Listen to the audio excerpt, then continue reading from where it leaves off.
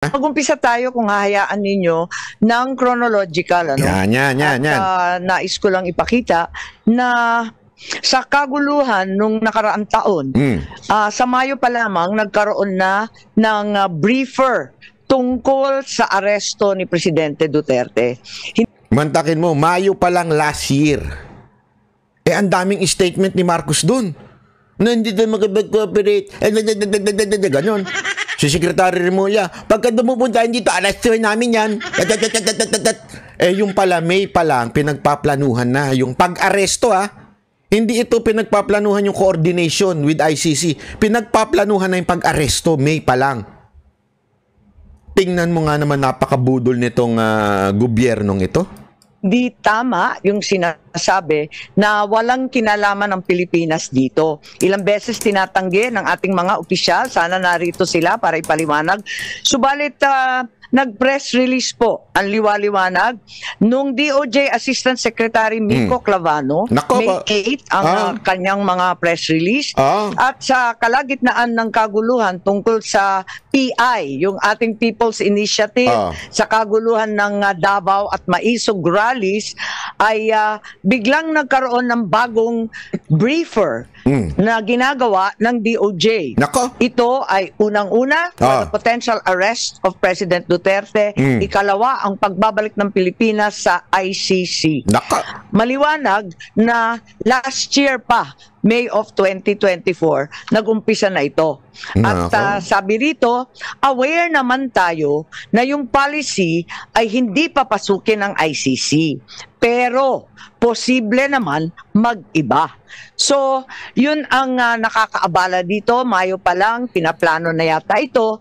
At kahit sinasabi ng ating kagalang-galang Secretary of Justice, sana narito siya, sabi niya, labas-masok ang dayuhan sa Pilipinas. Libo-libo sila. Daan-libo pa ang pumapasok na waring di natin nalalaman.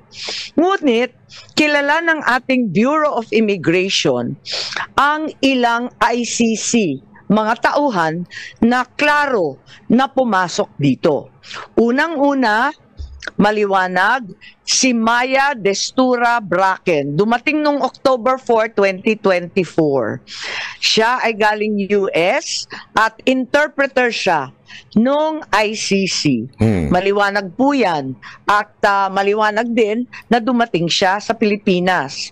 Ikalawa, andito din yung protection expert para ipagtanggol ang mga testigo. Ang pangalan, William Rosato, dumating sa Pilipinas October 15, 2024. Mahabang pagpaplano to. Nakita din natin na may dumating din na isa pang protection expert at iba pang mga dumating na si Amir John Kasam. Dumating October 20. At yung investigador, dumating din sa October 24. Siya yung huli. Ang huling ICC na nasa record ko, October 24, Glenn Roderick Thomas Cala. Siya naman yung investigador. At hindi ko alam kung kompleto na ito dahil meron pang binabanggit na Robin Croft na abogado naman nila at may binabanggit din sa kanilang mga usapin na bagong team ng tatlo parating daw ng 19 October. Hindi ko na nakuha yung pangalan pero maliwanag na merong mga dumating na ICC at nagpakilala bilang tauhan talaga ng ICC na may kanya-kanyang espesyalidad.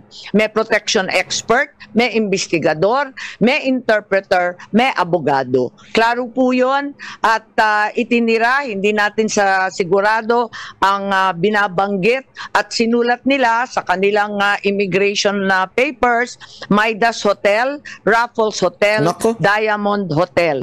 Humingi rin sila ng protection detail and transport sa Pilipinas.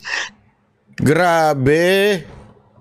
Diyan pa lang approval ng protection unit. May PSPG pa. Ay putang ina nyo talaga. Sorry pero mainit dugo ko dito. Yung mga meron tunay na threat, lehitimong may mga dokumentong threat, porket kaalyado ni Pangulong Duterte ay tinanggalan ninyo, tapos etong ICC binigyan ninyo, tapos sasabihin nyo wag mamulitika, hidot kayo, mga tangina ninyo. Yan lang ang sasabihin ko sa inyo. Pasensya na sa mura ko mga kababayan, makakatikim ngayon itong mga animal na to. Bakit ganyan, Marbil? Pakisagot nga ako. Kasi ikaw ang final approval ng PSPG, alam mo yan. Ang dami mong tinanggalan.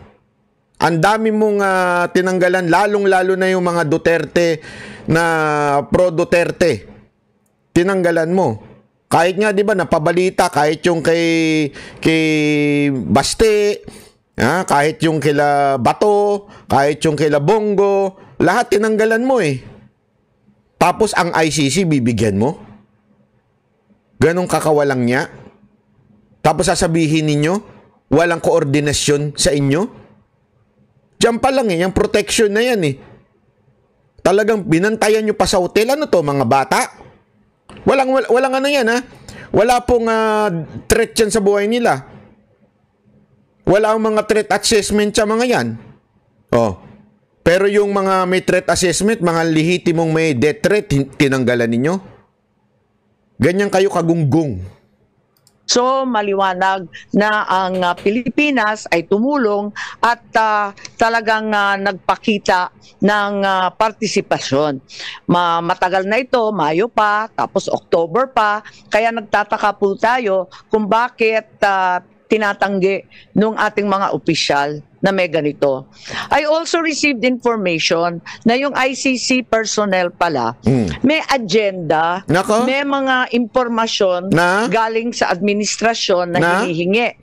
Ang mga hinihingi nila sa agenda nila, unang-una bank account records June 2016 to 2019 ng isang Peter Parungo. Meron din silang mga hinihingi ng mga blotter, mga system. Bank account? Mamaya tingnan ninyo ha, magtataka kayo. Paano nila nahingi yung bank account? Napakahirap niyan. Meron tayong bank secrecy law. Diba? Hindi pwedeng basta-basta kunin yan. Evidence, radio transmissions sa Police Station 6 sa Batasan Hills, QC. Alalahanin natin na meron tayong bank privacy. Kaya nakakapagtaka bakit yung bank account records na kami mismo dito sa Senado hindi makuha-kuha naibigay sa ICC. Pati na rin yung mga tactical operations ng pulis. Pati na rin yung records ng East Avenue Medical Center sa lahat ng dead on arrival between July 2016 to 31, 2017. Ayun na, napakasinungaling talaga nitong Bongbong Marcos na ito. Napakasinungaling mo talaga, Bongbong Marcos. Dapat sa'yo, hindi ko lang masabi, masama eh. Gago! Dapat sa'yo,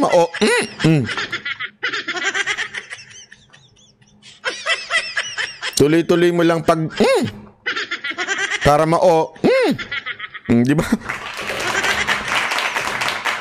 Mantakin mo, sasabihin, we will not cooperate. No, may pagbanta ka pa na pag nalaman mo yung agency ng gobyerno nag-cooperate. Ano to? Hindi, kasi ito yun eh. Di ba? May pagbanta siyang ganun eh. So, ibig mo ba sabihin, nagpalusot sa'yo yung mga ahensya ng gobyerno na nasa ilalim mo? Nilusutan ka? Dalawa lang yun. Tatanga-tanga ka, o mahinang nilalang ka, o baka hindi pala dalawa, pangatlo, baka naman talaga may utos ka. Ganun lang kasimple yun. Tatanga-tanga ka, mahinang nilalang ka, o inutusan mo talaga. Nagsisinungaling ka lang sa taong bayan. Which is which, ika nga. Diba? Napakawalang niya mo, sir. Napakawalang niya mo. Hindi tama yung ginagawa mo talaga na yan. This is a lantarang pangbubudol, ika nga. Binudol mo na nga mga Pilipino na naging presidente ka, na binudol mo na nga si Inday, pati ba naman ng buong Pilipino talaga ngayon tuloy-tuloy pa rin ang pambubudol mo? Non-stop unlimited budol yan Lahat ng detalye ng postmortem autopsy at mga inspeksyon. Sana ipapatanong ko to sa ating kapulisan, sabi nga ni Senator Cayetano, hindi naman yan sakop ng executive privilege pagkat hindi naman cabinet rank. Yan. Pero wala sila rito. Bakit nila ipagkakaila ito samantalang fully recorded naman ito? Ang liwaliwanag naman ito. Huwag na tayong magbulahan. Yun. Tapos, itong agenda na sinasabing hiningi, siya rin ang lumitaw sa application for warrant ng ICC prosecutor. Sa madaling sabi, ang kaso sa ICC base sa ebidensyang binigay ng pamahalaan ng Pilipinas. I am asking these questions, I cannot help but wonder, while the administration has been claiming it did not help the ICC, why the prosecutor in his application for the warrant of arrest for PRRD cited the following documents as part of the evidence. Ito na nga, yung paulit-ulit nilang pinagmamalaki, dokumento ng PNP at ibang department, ang drug watch list maintained by the law enforcement, financial and bank records, forensic evidence na nanggaling sa PNP. Mahirap kunin itong mga katibayan na ito. Kahit mataas na opisyal, katulad ng senador, naghahagilap kami ng ganito, wala kami makuha. Paano nakuha ng ICC prosecutor kung sa mga salita at deklarasyon ng ating administrasyon ang sinabi, it will not lift a finger to help the ICC. Bakit? Verbatim. Lahat ng hiningi nila, nakarecord sa agenda, yan din ang lumitaw na katibayan para sa warrant of arrest. Even if you were to... Nagets ninyo? Lahat ng hiningi na napakahirap kunin, yung record, medical record, bank account, lahat po yan. Napakahirap hingin po yan sa nang walang court order. Bakit dito ibinigay ng walang court order? Bakit to? Paano nila nakuha? At yan mismo ang ginamit na ebidensya para magkaroon ng warrant. Kasi remember, to have a warrant, there should be a probable cause. Ika nga. To get a probable cause, you have to present an evidence. You understand? Kailangan ganun po yun sa korte. Kailangan, kunwari hindi porket dinimanda ka, may warrant ka na. Kailangan patunayan mo sa piskal na may probable cause. Hindi pa ito yung beyond reasonable doubt. May probable cause lang na nakomit niya itong certain accusation or crime. Diba? So sa madaling salita, itong mga nakuha na ito, sinasabi ni Senator Amy, napresenta sa ICC. Ibig sabihin, kung napresenta, nakuha nila. Paano nila nakuha yun without the cooperation of the government? Marcos, ikaw, kaya ako nga pinost na ano ba talaga? Patutunayan mo ba sa buong mundo na isa kang budol? Patutunayan mo talaga na isa kang takusa? Patutunayan mo ba sa buong mundo na wala kang bayag? At ayaw mo pang aminin na ikaw ang may dahilan kung bakit nagkaroon ng warrant si Pangulong Duterte. Ikaw ang dahilan, ikaw may gusto. Unless, again, it's for you to answer. Unless wala kang alam, tatanga-tanga ka, at si Romualdez ang lahat na may pakuno nito. At kinokontrol ni Romualdez, walang iba kung hindi ang mga sekretary ng pamahalaan mo. Ano ang totoo dyan, Mr. Marcos? That there were members of the PNP who helped the ICC prosecutor in an unofficial capacity. Why were these not detected by our intelligence officers? I find it very hard to believe. Malaki po ang budget sa intelligence. Tignan po natin.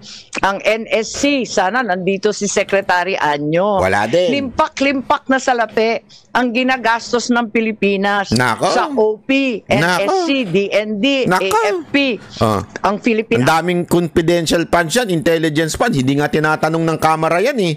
'Di ba? Yung Kamara ko ano, isa lang ang tinanong na confidential funds, yung inconfidential. Dito pala malalaman mo ng pinupolitika eh. 'Di ba? Ang dami pong confidential at intelligence funds ang nasa gobyerno, iba't ibang agency ng gobyerno. Pero isa lang ang kanilang inuusig, isa lang ang kanilang sinasabihan, dapat ipaliwanag nyo saan ginamit yung confidential fund. Kung hindi mga putang inang tatanga-tanga itong mga congressman natin, lalo na yung si Bigoting Comblo, di ba? Kung hindi naman tatanga-tanga yan, mantakin mo confidential funds, tatanungin mo kung saan ginamit. Bakit di mo tinatanong yung lahat? Bakit Vice President, Office of the Vice President lang? Kasi nga namumuliti ka kayo kasi utos-utusan kayo ni Romualdez, speaker ninyo. Yan ang katotohanan. Huwag na kayo magmaang-mangan. Inuutusan lang kayo, sunod kayo na sunod. Magkano kaya bayad sa inyo? Hindi, ako nagtatanong lang ako sa inyo. Magkano ang bayad sa inyo? At putok kayo ng putak tungkol sa confidential funds ni VP Sara Duterte na alam nyo naman bawal yan sa batas. Bakit? Confidential funds nga eh. Kahit mismo si Ombudsman Martires sinasabi niya, hindi dapat tinatanong yan. O, di ba? Tanga kayo eh. Sunod kayo ng sunod sa speaker ninyo. Anong kapalit? Ako nagtatanong lang, ayuda o pera? Suhol o ayuda? Anong sagot dyan? Bahala na kayo sumagot. Tanong yan eh, di ba? Army, may hiwalay. Air Force, may hiwalay. Navy, General Headquarters. Lahat ito, hindi nila nalaman. Parang naman mahirap intindihin. Totoo ba na right in front of their faces, hindi naman nila nakita lahat ito. Mahirap talaga paniwalaan. At eto pa, meron na din tayong case build-up na narinig. At andito tayo, yung case build-up ng DOJ. Kanina, nag-umpisa tayo doon sa briefer. Mayo pa lang yon. Pagkatapos ng briefer, nagkaroon ng maliwanag November 4, Department Order ng DOJ na nagtatatag ng task force to investigate, create a case build-up, and file the appropriate criminal charges. So, klaro na yun. And sana, andito yung DOJ para sabihin kung yung task force nga ba, in-interview sina Senator Laila De Lima noon, Attorney Colmenares, and Commissioner Palpalatok. Yan lang ang gusto natin malaman. As a matter of fact, may nakita tayong bago. March 6 nitong taon na to, may memo ng accomplishment report nitong case build-up na to na humihingi ng additional 90 days. Kasi ang sabi nila hindi pa daw sapat, hindi pa daw klaro, hindi maliwanag. Humihingi sila nung umpisan ng nakaraang buwan, 90 days pa sana. So, sana yung DOJ i-confirm nila. There already was a legal team. In fact, there is an allegation na pati private legal team, magbabayad sila para mag-draft ng complaint for murder against those responsible for the death of 3 nationals in the Davao prison. Kung may case build-up, may draft of the complaint, why did we still have to cooperate with ICC and Interpol? I wanted to verify kung totoo nga na yung DOJ pinagtatanggol yung ICC jurisdiction in the cases before the Supreme Court. It appears that the DOJ is arguing there is no investigation or prosecution in the relevant EJK cases. But in fact, sila mismo may task force, meron ng report, may hinihingi na ng mga private lawyer. Meron na ring Quadcom sa Kongreso. Merong Senate Blue Ribbon Committee. Ano ba naman ito? Mismo si Solicitor General talagang umatras na sa pagtatanggol ng posisyon na yan kasi ang sabi nga niya talaga namang meron ng case build-up mismo sa ilalim natin sa building na ito sa DOJ. Kaya hindi po katanggap-tanggap. At any point, kung ang ating mga kasamahan may idadagdag, pakisabi na lang po. Pero eto pa, narinig natin na mayroong Oplan pursuit. Pakita na lang na inaamin at pinagmamalaki ni General Torre. Yan. Sabi niya, ito ang dapat talagang unahin sa lahat na ikulong, i-contempt. Etong si General Torre. At ang ganda nga sabi ni Senator Cayetano mamaya, sasabihin niya na 'di ba pagka nanguhuli lagi si Torre, dapat utusan natin si Torre na hulihin si Torre, 'di ba? Yan po ang dapat. Mamaya, tuloy natin. Di ito spur of the moment. Huwag Oo. kayong maniwalang spur of the moment. Yan. Dahil matagal ko nang pinaplano ang Operation Pursuit. Ang nagsabi niyan si Torre, yan ang ipapahamak talaga ng mga unang-una yung mga hambog. Hambog kasi yan si Torre. 'Di ba? Bakit to, Kanyo? Kasi nga si Torre po full of himself. Totoo lang.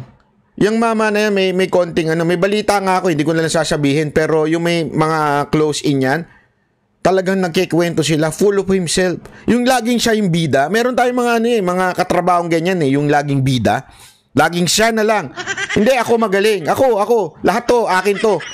Eto, dahil sa epal-epal nga, akala niya kasi nakikita niya siguro sa social media niya, tingnan mo, pinupuri ako ng mga gago, di ba? Hindi niya alam yung mga nagpupuri sa kanya, mga troll yun ni Marcos. Di ba? So, pinupuri siya. So, pumasok sa utak niya nga to. Tignan mo na, ang galing ng ginawa ko sa pagkadala ko dito kay Duterte sa dahig. Naku, papa-interview ko. So, nung in-interview siya, ayan, pinagyabang niya. Hindi ito spur of the moment. Pinaghandaan ko to. Ako dito, architect dito. Ako nag-ayos lahat. Akin to, akong dito, bida-bida dito. Ayan, napahamak tuloy siya dahil sa pagiging mayabang hambugero nitong maman to. Napahamak siya sa feeling niya, siya talaga ang magaling. Ayan, napahamak na nabuking na pinagplanuhan na pala to noon pa. So, lumalabas, sinungaling si Marcos. Di ba? Dahil nga sa pagiging hambugero nitong maman to, yun ang problema pag hambog Yung bibig na yan, dapat yan, tinatapalan ng tape. Okay, hindi. Pero okay na rin yan. At least nabuking namin. Ayan. Sige. Pwede natin ipakita. Ayan. Laksan lang po yung volume. Laksan lang natin yung volume, please. Lakse!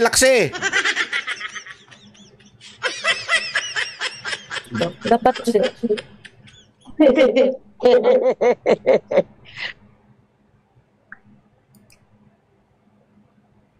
Hello, check. Hoy. Sige. Walang audio. Hindi nag-stop. Ano ba yan? Attorney Dana, yung ating technical please, napakahina naman ng volume natin. Palta na yung technical nyo.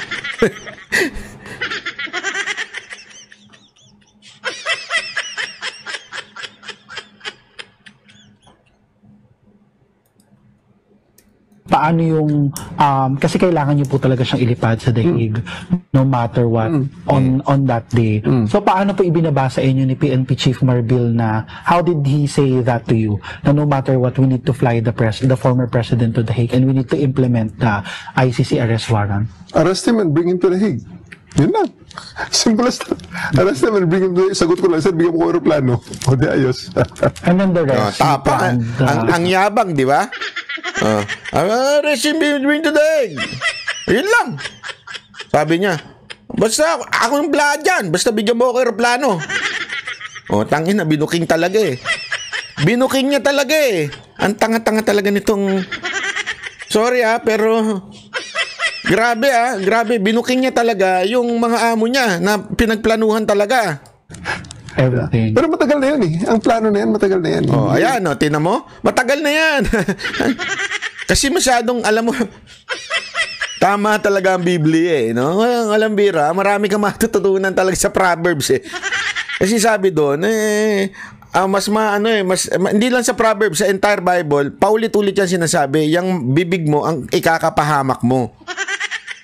Kahit nga, tuloy, dahil sa daldal mo, kung shut up ka na lang sana, kaya lang kasi gusto mo, yung malaman ng taong bayan na ang feeling mo kasi successful yung ginawa nyo Feeling nyo, proud ang mga Pilipino. Hindi nila alam, mga troll yung nagko-comment sa kanila. At galit na galit ang mga Pilipino sa ginawa mo. Ngayon, pinagmalaki mo pa. Kasi after na ito Spur of the moment Matagal na yan. And nagkataon lang na talagang yun, the opportunity arose. No. Di ba? Oh, yun. Senator Ramy, Ayan, pasok! maliwanag, may Operation Pursuit, sabi nga ni General Torre, matagal na yan. Hindi yan spur of the moment. Inutos ni General Marbil, ang Chief PNP, and the operation was planned as early as January 2025. So hindi natin pwedeng sabihin na madalian at waring nakita ko bit-bit ni General Torre nung pumunta siya dito sa first hearing dahil pinagmamalaki nga niya na napakakapal nung plano niya. Ang Oplan Pursuit 80 pages. Grabe, daladal. Bit-bit pa talaga eh. Gunggong din talaga eh. Bit-bit niya talaga yung plano niya eh. Pagyayabang niya ha. Dadalhin ko ito ha para pag malaki. Hindi niya alam ikakapahamak niya yun. Ganun ewan ko ano man tawag mo dyan kay Torre. Oh, bit-bit niya pa eh. Walang yan talaga nga naman. Oo, kabobo nitong mamang to. Sorry lang ha, pero that's the truth. Ha? Mahina utak eh. Maliwanag na ang PNO had prepared a secret plan o plan na pursuit to detain PRRD, including scenarios of arresting him either in Manila or Davao. It also contained maps of properties of the former president, his partner, his allies, with arrows labeling the nearby streets where the PNP could access the property. Sana hihingi ako ng kopya nitong 80-page plan called Operation Pursuit. At gusto ko rin sana malaman, katulad ng sambayanan, kung kailan nag-umpisa to. Dahil obviously, itong Operation Pursuit was concocted weeks, if not months before March 11. Panay ang sabi nila, nagulantang daw sila nung dumating nung March 11 ng umaga. Pero mukhang hindi naman yata totoo to. Hindi naman yung Interpol o yung diffusion notice na dumating ng March 11 ng 3 a.m. ang nag-umpisa nitong lahat. Kundi, nung nakaraang taon pa, Mayo pa lang, klarong-klaro na. Madam Chair, may I move that this committee issue a subpoena duces taken to the PNP to produce that document? Madam Chair, before you rule on that, did the cabinet secretaries also submit already the whole video? Kasi they said last time na they will submit their version of the whole video. Kasi I agree with Senator Bato that any piece of evidence that is not confidential or does not violate national security should be handed over so that we can be fair to them, diba? We don't want to come out with reports then sasabihin nila ay hindi yan yung nasa buong video, ay hindi yan yung nasa plano, diba? So maybe we can request them and then if they don't give it then we subpoena it. But I submit to you, Madam Chair. Yes, I'm in full agreement with both our senators, and certainly the comment that there was no plan until they received the Interpol warrant. Yari siya, papakuha na yung dokumento. Puro ka kasi yabang, animal ka eh. Ayan, napakayabang mo kasi. Napakayabang mo, Torre. Kaya submit ngayon ang buong ang dokumento. Yari ka ngayon kasi yung bibig mo, ipakapamak mo yan. Kaya sigurado ako ngayon, sinasabon na ito. Yun ang katotohanan. Sinasabon na ho ito, malamang. In diffusion order is highly doubtful. Pati yung New York Times, alam yung balita tungkol sa plano.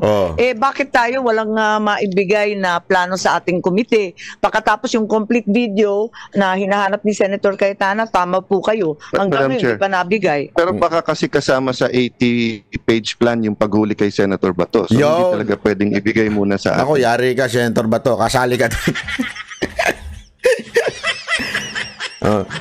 Actually, saya ng hearing na to kasi minsan nagbabato pa ng biro si Cayetano kay Bato, pero si Bato naman sobrang sports niya, tsaka kitang-kita mo na alam mo yon, hindi ho siya natatakot sa anumang gagawing pag-aresto. Kasi ito tama yung ginawa mo, Senator Bato.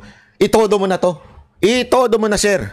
Kasi ganun din naman whether itodo mo o hindi, kung gusto nila ipa-aresto ka, kasi ang balita ko meron second and third and fourth pa na na warrant, kasama ka doon.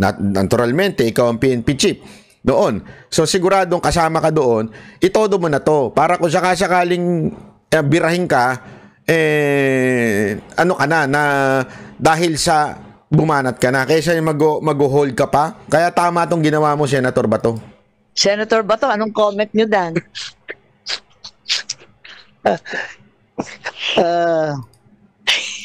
I'm waiting.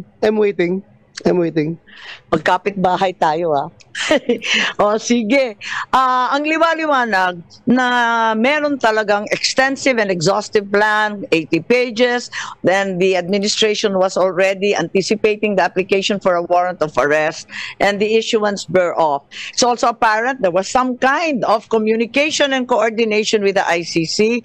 It's well known that some officials of the DOJ, as well as high-placed officials from other departments and from other branches of government, already visited The Hague and perhaps even met the president of the ICC in Japan. So we are very deeply concerned about this contradiction in the claims. Kasi ang liwaliwanag na may communication and coordination na, tapos may sinasabi pang mga official channel through DOJ sa The Hague, backdoor channel. Bakit tinatago pa ng gobyerno? Tapos na to Tapos na ito, hindi na siya national security issue. How could the administration have known for weeks, if not months, in advance that the ICC will issue a warrant of arrest if, as claimed by the Secretary of Justice, the country was not communicating with the ICC? Parang hindi ka panipaniwala na gulat naman tayong lahat. So Madam sana yan klinaro nila. Yes, Senator Cayetano. On your point that feel free to interject, just on the point of ongoing investigations, o may kaso ba, I was really deeply disturbed and shocked when Secretary Boying Remulla told us that lahat nung this is my words, so I will refer to the record naman sa eksakto niyang sinabi at yung terminology, but sabi niya, Senator Bato, nung huling hearing, na parang lahat, and you might want to refute that if you have information, but sabi kasi niya lahat daw nung wrongful death pa yung ginamit niya, ay wala daw record, walang blatter, wala daw talaga. Tapos halimbawa may gunshot wound, tapos nakalagay cardiac arrest, di ba? I don't know if that is cardiac arrest because of I don't know, but ang point ko lang, na-surprise at na-shock ako because when I was in the cabinet, before kami mag-explain abroad, hindi binubunot sa hangin yon. Nagmi-meeting yan, whether with the DILG or whether with the Chief PNP. I have had several meetings with Senator Bato when he was Chief PNP and I was still a senator. Kasi hindi naman ako magsasalita dito na hindi ko muna tinanong sa kanya. So, aside from yung mga ni-reveal mo na very telling details, I think we owe it to the public. Yung sinabi po ng, let me frame it this way, no? Kung pro Duterte ka, you want accountability. Yes, but we want accountability here in the Philippines at yung tamang process. Kasi two wrongs does not make a right. If you are anti-Duterte, you also want accountability.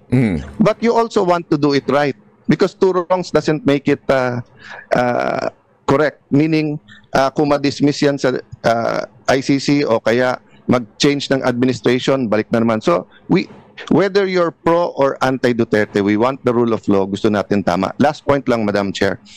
Yung chilling effect, di ba? So kapag yung pinag-uusapan whether yung warrant arrest sa mga cyber libel or, tignan nyo po ilang taon na ba? 2016, 2025. 9 years ko nang kadebate si Senator De Lima. Just like some others of us, former Senator De Lima, 9 years, di ba? 9 years na. Usually, yung usual, 30,000 yan, 16,000. So nagsasagutan kami sa issue.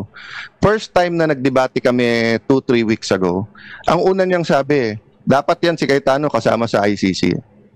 Di ba? And then after that, naglabas sila ng redacted.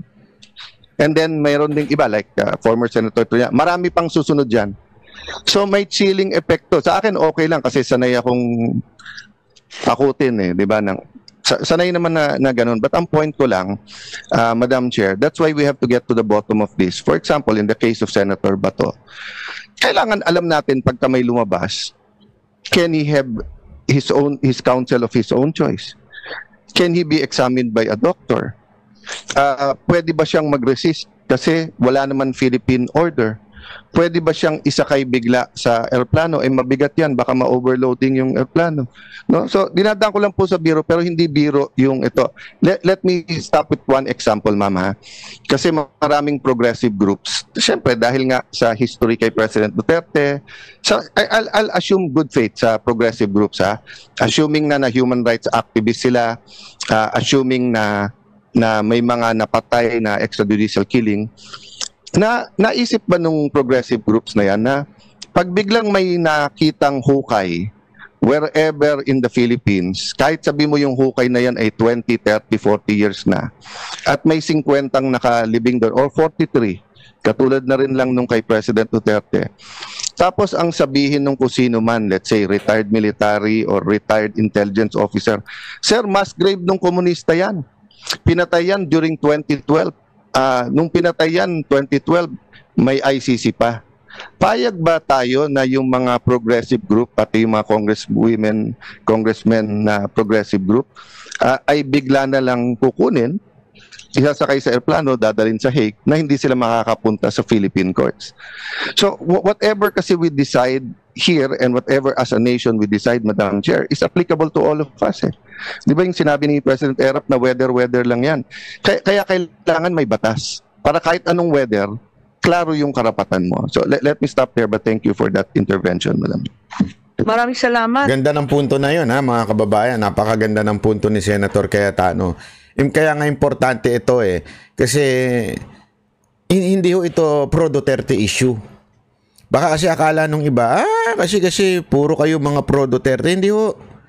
Mga kababayan, pag pinalagpas natin ito, para na rin natin sinabing okay lang na lahat tayo dukutin at dalhin sa dahig kung gusto nilang kahit sino mang gobyerno.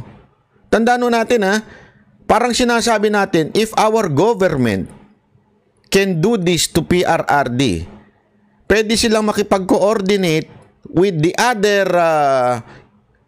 agency, like sabihin, other court or community, maring hindi sa ICC, pero gawing rason yung Interpol. Ibig sabihin, ano yung Interpol na yun? Interpol na issue na sandali. Pagka hindi namin kursunada itong tao na ito, pwede kami yung sabihin namin yung Interpol, magkaroon ng notice yan o kahit yung diffusion na yon. Tapos, sasabihin namin, kukunin na namin, tas dadali na namin ngayon, kung saan man. Di ba? You understand what I mean? Kaya importante na magkaroon ng batas. Na bawal yan. Ulitin ba, ika nga. Kasi alam na nga natin, may batas na ganyan, na bawal yan. Dapat dumaan sa due process yan. Dapat dumaan sa local courts yan. Di ba? Pero hindi nasunod. Ano ibig sabihin nun, mga kababayan? Talagang napakawalang yan itong gobyerno to. At dapat magkaroon ng batas na kung sino man ang hindi sumunod, ito ang consequence. Yun ang importante dyan mapatunayan, no, di ba?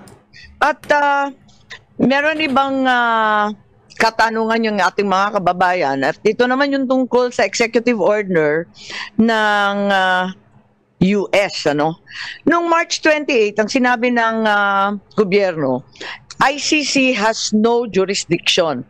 Etong taon na ito, This is just the latest in a series of statements na ang ICC walang jurisdiction dito sa ating bansa.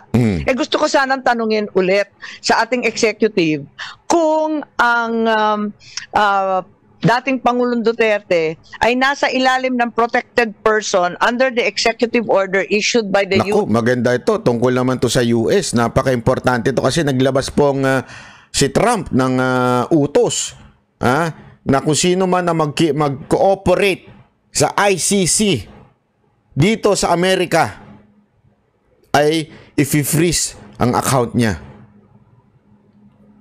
Ganda nito. As President Trump, which imposed sanctions on the International Criminal Court. Kasi si Presidente Trump, hindi niya gusto yung ICC, di ba? Hindi nga nakilahok ang Amerika dyan. Under Section 8D of the EO, any foreign person who's a citizen or ally of the US that has not consented to ICC jurisdiction, o parang Pilipinas, over that person or state party is a protected person sa ilalim nung kay Presidente Trump. So ang Pilipinas hindi na state party at yung executive sinasabi naman na hindi talaga ICC ang may jurisdiction sa atin. Kaya gusto ko sana tanungin, si Presidente Duterte ba ay isa sa protected person sa ilalim ng executive order ni Presidente Trump? Non-NATO ally na former or current official. So gusto ko malaman kung si PRRD nga ay protected person sa ilalim ng executive. Ganda ng research ni Senator Amy na to. Ang ganda kasi nagbigay ng deklarasyon si Trump eh. Ngayon, kasama ho tayo dyan, di ba? Oh, ay nako. Order. Sino ang mako-cover sa asset freeze under Section 1? Nako, asset freeze yan. Lahat ng pagmamayari mo, kung sino man ang makipag-cooperate sa ICC, pagmamayari mo sa Amerika ay asset freeze. Ang tanong, si Marcos ba may pera pa sa US? At siya nakipag-cooperate sa ICC. Mr. President Trump, would you be strong enough to freeze the account of President Marcos because he cooperated with ICC? Mr. President Trump, what is your answer? I'm calling out to you. I'm just a simple social media vlogger and news anchor, but my simple question is, according to your executive law or executive order, that anyone who's an ally cooperated with ICC has a sanction of freeze asset. Clearly, President Marcos, the present president of our country, cooperated with ICC and used the warrant of ICC to bring the former President Rodrigo Roa Duterte to the Hague. It only means Marcos cooperated with ICC. Will you be true to your executive order and freeze his account? Nako. Executive order ni Presidente Trump. Pwede bang parusahan ang mga sumapi sa pag-aresto katulad ni General Torre? Anong mangyayari kina Garma at kina Leonardo? Kasi ang pagkaalam natin, yung iba sa kanila at yung pamilya nila ay nasa Amerika na. Ayan ha. Tingnan nyo to ha. Nalinaw to. Nasa Amerika na daw. O yung pamilya na ito. O ito mga to, di ba? Tapos, pati si Torre daw. Pero hindi niya binanggit dito si Marcos. Ha? Hindi niya binanggit. Sakop ba sila nung executive order ni Presidente Trump? So, yan ang mga katanungan natin kasi lumalawak itong pagsisiyasat natin. Umabot na sa US kung saan alam natin, nagtatago sila. Kaya nagtatago daw sila. Yung sila Garma. Pero... Hindi, ito, tanong lang naman to. Hindi kaya yung sila ay kasama na si Marcos doon at si First Lady? Hindi natin alam. Basta sila. Then, tinutukoy niya si Garma. Kayo naman, no? Masyado naman madumi yung malaro ang isip ninyo. Hindi kasi hanggang ngayon wala pa daw live si Lisa Marcos. Hindi natin alam kung nagtatago nga naman yun doon. Hindi natin alam. Hindi ko alam yan. Nag-aalala ako ano ba nangyari rito. So, paano yun? Gusto ko sana ipaliwanag ng ating justice pero wala sila. Kaya justice lang po tayo. Pero importante po to. Ngayon, yung administrative arrest, may DOJ local opinion, legal opinion raw, na lumabas noong November 21, 2024. Nakita po namin 2022 eh. Nasa website ngayon, nag-disappear na. Hindi na siya nandun. At ang liwanag doon sa legal opinion na mismo yung DOJ USEC na sumulat nito, ang balita ko si USEC Chan, the DOJ does not consider an Interpol Red Notice an arrest warrant. Ang liwanag naman doon. At sinabi rin na the Philippines cannot deport your own citizen. Yun. Ang liwanag ng pagkasabi. Grabe mga dokumento ito, galing mismo sa gobyerno.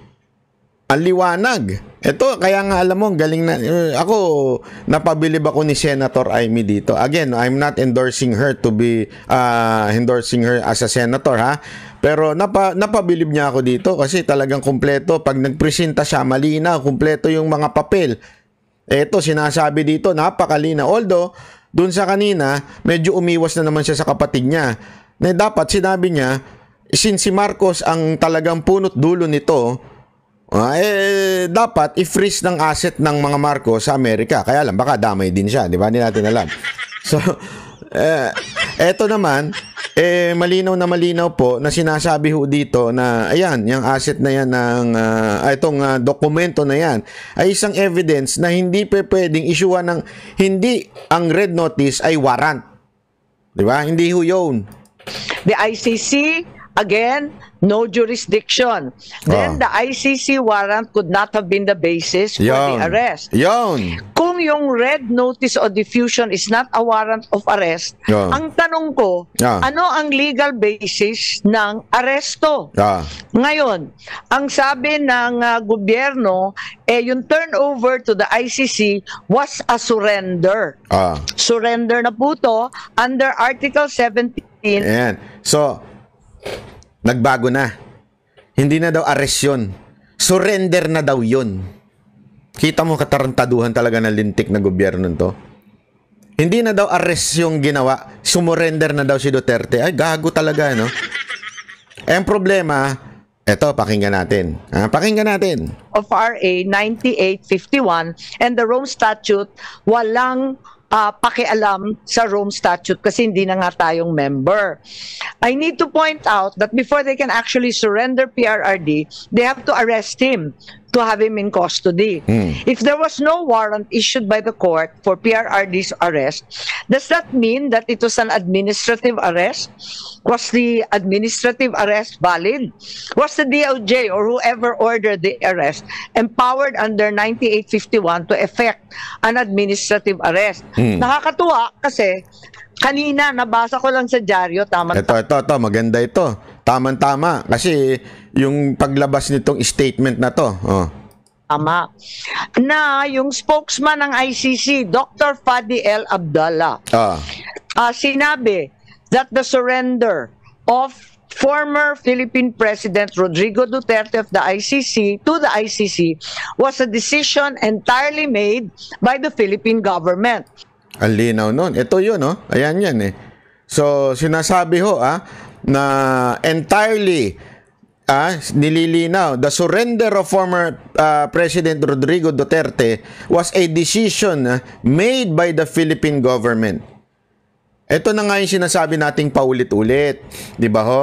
Napakawalang bayag naman ng gobyernong ito. Ayaw pang aminin na sila talaga ang may gusto na isurrender si Pangulong Duterte sa The Hague o sa ICC. Ang dami pang palusot. Sumusunod kami sa red notice. Sumusunod kami sa we are no longer part of the ICC. Claire Castro, wag kang fake news. Ang linaw-linaw ho dito. Mismong ICC nagsabi, hindi, wala kaming kinalaman dyan. Sinuko nyo sa amin ito. Ang linaw ho niyan Spokesperson mismo ng ICC nagsabi, sinurrender ninyo si Duterte. Hindi dahil sa notice na lintik na notice na yan. Walang warrant. Isinurrender ninyo, mga gunggong.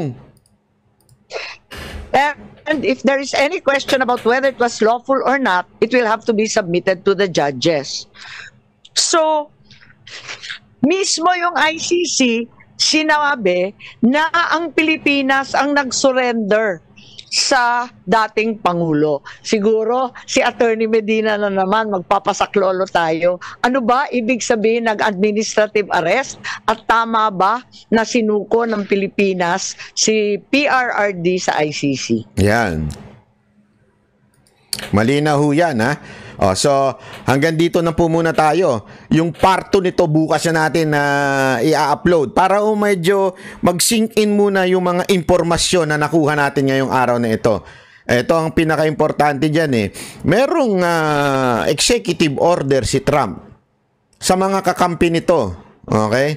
Sa mga nasa kanilang bansa o sino man yung kakampi na kung sino man na mag-cooperate with ICC dapat i-freeze ang kanilang asset. Mr. Donald Trump, the President of the United States, will you freeze the account of Marcos and the other culprit of this kidnapping that happened in our country?